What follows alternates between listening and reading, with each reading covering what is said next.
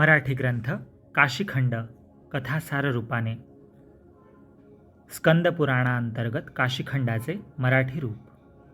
कवी शिवदास गोमा विरचित काशीखंड या 80 अध्यायी ओवीबद्ध पोथीचे सुबोध रसाळ कथात्मक गद्य सार कथासार.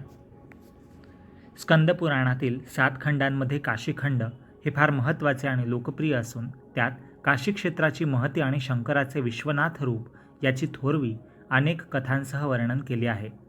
व्यासकृत स्कंद पुराणातील या कथांमुळेच हिंदू धर्मियांची गंगा, काशी, विश्वनाथ आणि गया आदी क्षेत्रस्थानी यात्रा करण्याची श्रद्धा वर्धमान होऊन हा ग्रंथही हिंदूंचा श्रद्धेय झाला आहे.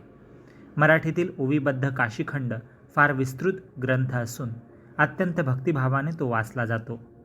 काशी हे भारताचे हृदय, कैलास हे मस्तक, पंढरपूर ही नाभी आणि रामेश्वर आणि कन्याकुमारी हे 2 चरण असून द्वारका आणि जगन्नाथपुरी हे दक्षिण म्हणजे उजवा आणि वाम म्हणजे डावा हात आहेत.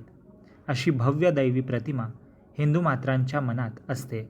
काशी हे हृदयस्पंदन करत आहे.